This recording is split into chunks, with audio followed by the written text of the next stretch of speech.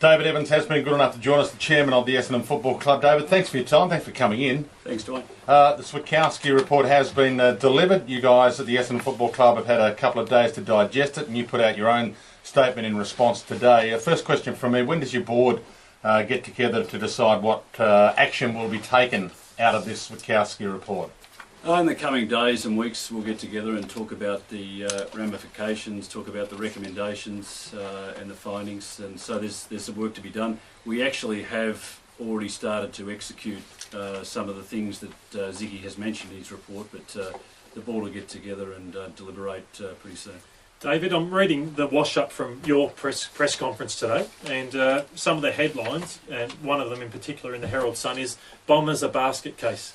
How does that make you feel? It doesn't make me feel very good at all. I don't agree with that. Frankly, I think that's poor. We're not a basket case at all. We're a great club.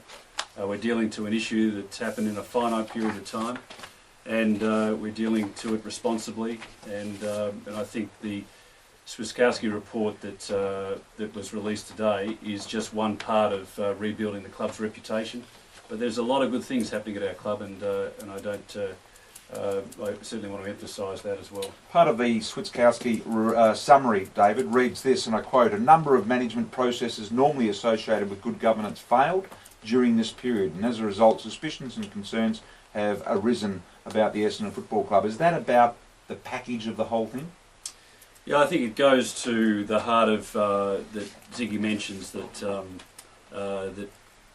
around structure of the football department, there was some confusion around dotted reporting lines. About who does what? Confusion around job descriptions. So some of that, not all, but some of that has been already dealt to. But the board obviously will work hard to ensure that those things get tidied up and very quickly. Yeah, having said that, Switkowski also goes on to say the improvements in governance are already happening and are straightforward. Correct. Yep. Can I ask you, David, about the obvious elephant in the room that was raised by Patrick Smith last week, and that is whether or not injections of substances may have an impact on performance this year. It was asked of Andrew Demetriou about 4 weeks ago, and in my view, he was too quick to stymie any debate. It's a debate that I think needs to be done, and it will be done if and when we find illegal substances have been injected.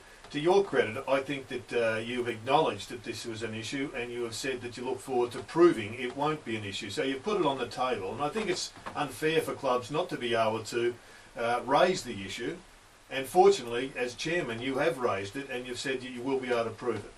Yeah, and I didn't mean what I said on the weekend to be having a go at the media. I think the media have played an important role in this whole thing, so I wasn't doing that at all. But it was raised that we were playing with an advantage, and I believe that's not true. And I think that will be proven. And we have had experts, medical experts, that have been advising the board for the last few months, and the comfort they've given us around the substances that we know were given to our players, and indeed the solid safety profile of those supplements. It's given me some comfort, and I wanted to put that across reasonably strongly on the weekend. So you know the full extent of which substances were administered in these subject ingestions? I'm pretty comfortable. I've got a good handle on that, Dwayne, yes. Do you know the date of the last of the questionable injections, when the last one was administered? I don't know the exact date, no. Okay, because if it was post 2012's last game, then it could be argued that it's in preparation for 2013. I can tell you that it wasn't post the end of the 2012 season. Okay, so would it be late in the season, or were all these done early in the season? As I said, I can't talk to you about specific dates because that is a part of the Asada investigation. But definitely not post your last game last year? Not to my knowledge, no. Can I ask you about a line that you've reiterated from the Switkowski report, and he made a fairly strong point to it too, and you say that we should bear in mind Switkowski's first recommendation to the board. Pioneering work with supplements and exotic treatments should be left to the Australian Sports Commission.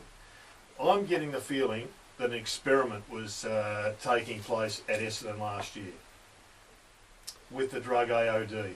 Oh, well, they're your words, Jared, not mine, but I think what Ziggy has said in that first of the recommendations makes a lot of sense to me.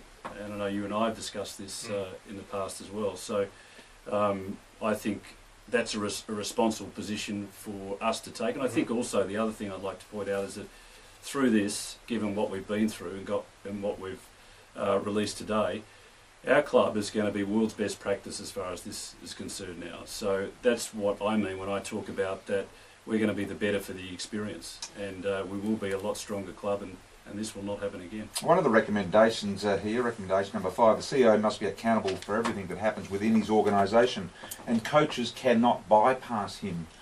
Is that practical in a footy club where you do things sort of spur of the moment? A lot of things, the coach will just go, bang, we're doing this, and it happens, and not everything always goes through even football managers. Is it possible to do that? Well, that's something that the board will need to discuss as to what Ziggy meant by that. That's an interesting recommendation that he's made, and something that we'll obviously have to talk about. But I can understand the point he was making. David Evans is sticking around. We'll take a break. More with David Evans very, very shortly. Just one quick one, David, we can put to bed. Patrick Smith wrote that you asked James Hird to resign. I mean, is that true or not? That is not correct. Not once have you asked James Hird to resign? Not once, no. Did he ever come close to resigning? He did not, no.